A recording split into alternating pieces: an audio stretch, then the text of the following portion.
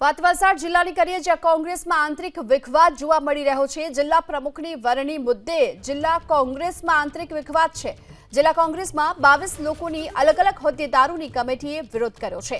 સેન્સની પ્રક્રિયામાં નામ ન હોવા છતાં કિશન પટેલની વરણીથી વિરોધના સૂર ઉઠવા લાગ્યા છે। જિલ્લા કોંગ્રેસના આગેવાનોએ કિશન પટેલને ભાજપના સ્લીપર સેલ ગણાવ્યા અને કિશન પટેલને પદ પરથી દૂર ન કરાય તો ઉગ્ર વિરોધની પણ ચીમકી આપવામાં આવી છે। તો વલસાડમાં હાલ જિલ્લા કોંગ્રેસમાં 22 લોકોની અલગ અલગ હોદ્દેદારોની કમિટીએ વિરોધ કર્યો છે અને સેન્સની પ્રક્રિયામાં નામ ન છતાં કિશન પટેલની વરણી કરવામાં આવતા વિરોધના સૂર ઉઠ્યા છે।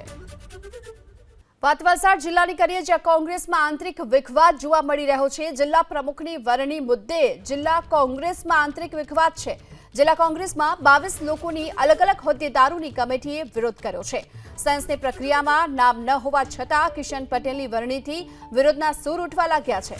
જિલ્લા કોંગ્રેસના આગેવાનોએ કિશન પટેલને ભાજપના સ્લીપર સેલ ગણાવ્યા અને કિશન પટેલને પદ પરથી દૂર ન કરાય તો ઉગ્ર વિરોધની પણ ચીમકી આપવામાં આવી છે।